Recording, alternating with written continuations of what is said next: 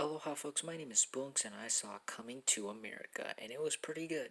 Now I love the first Coming to America. I think it's hilarious, heartwarming, sweet, and easily one of Eddie Murphy's best movies. So when I heard they were going to do another one 30 years after the first one, I was cautiously optimistic because these type of comedy sequels don't usually tend to do well. Like you got your Zoolander 2, don't really have the best track record, but then I saw that they got the director of Dolomite Is My Name, which I heard was really good, and they got the original writers and the original cast, and the trailers all really impressed me. I thought the trailers were funny, and they really sold me on the movie. But I am happy to report that while it doesn't hold a candlestick to the first, like many of these comedy sequels do, I still found it to be pretty enjoyable. I had a really good time with this movie. First off, I found this movie to be really funny. There are some jokes that fall flat. In fact, there are some really bad stinkers, but more on that later. But for the most part, I laughed consistently throughout the movie. From the insane trials the son has to go through to become a prince, to the interactions the Zamundans and the family from Queens have with one another, and of course, the scenes in the barbershop. These scenes had me consistently laughing and put a smile on my face throughout pretty much the majority of the movie. The characters in here are also really likable as well. They aren't hateful, they don't do anything horrible in the movie, and you really get to learn a lot about these characters, and they provide a lot of good amount of laughs. It is always a pleasure to see Eddie and Arsenio back together, and of course, they're bringing their A game as always, as well as the recurring characters from the first movie. It was also a delight to see them return. But I also really like the new characters as well, as they also brought something really new to the movie and provided some character development.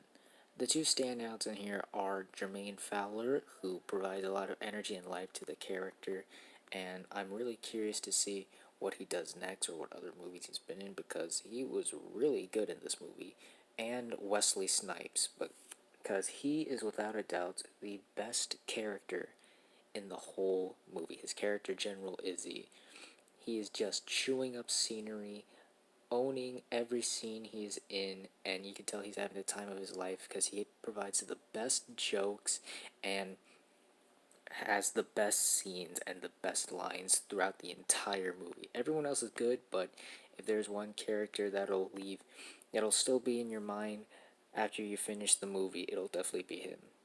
I also really like that we got to spend more time in Zamunda in here because we get to see more of the culture, the more of the people, how things work and the rules, and how they portray African culture, especially in the costume design and the musical numbers, which are both really well done. The costumes are really nice and pretty and very well designed, and the musical numbers are a ton of fun and really well choreographed and well shot.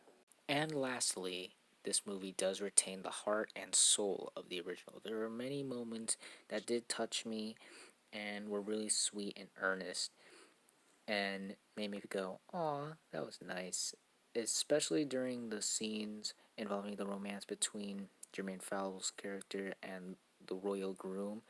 At first, it did start a little underwhelming as it just felt like a retread of the first film's romance, but as the movie went on, it did start to grow on me, and it made me even care for the characters and warmed my heart a little bit. However, this movie does have its share of issues. While I do prefer this over the worse comedy sequels that happen over a long period of time, it does that thing where the story is basically repeats elements from the first and relies on your nostalgia for the first movie, which is unfortunate because it really bogs the movie down, as I much rather enjoyed the new stuff they brought in than the old stuff, because it's fine if you do like a callback to the first one, that's fine, but when you repeat basic plot points and story elements from the first one and apply it here, it just comes off as lazy.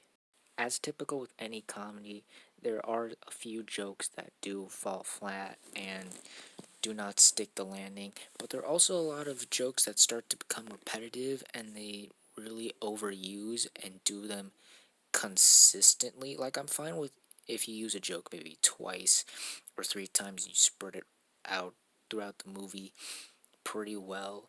But if you keep using the joke consistently, constantly using it for like 6 or 7 times more, then it becomes agonizing and annoying, and it kind of kills the joke. As much as I liked the characters, I also felt that a lot of the side characters got, no pun intended, but sidelined.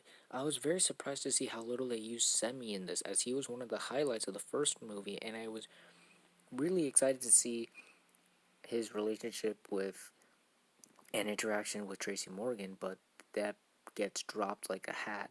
And I was also excited to see Leslie Jones and Shari Headley's relationship and interaction, but that also gets the shap, which is a shame because they both start out really funny, but it's also they're barely used and put to the side in favor of the main plot with Hakeem and Lavelle. And my last issue is that I do feel that the ending was a little anticlimactic, as it did resolve some conflicts and issues in the movie very soon, and it felt very abruptly and left me going, oh, I guess that problem is solved then. Hooray, I guess now we can move on with our lives. But all in all, everyone, I still had a really good time with Coming to America.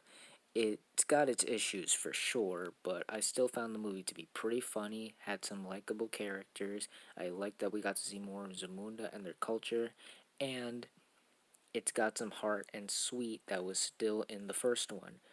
If you got Amazon Prime, I definitely think you guys should check it out, especially if you were a fan of the first one, but don't go in with high expectations or think that it'll be just as good as the first one, or you'll probably be let down. As instead of thinking of like, yes, it's the comeback, it's going to be great, like seeing your old hero return to his glory days, think of it as like seeing your old college buddy back that you haven't seen in a while.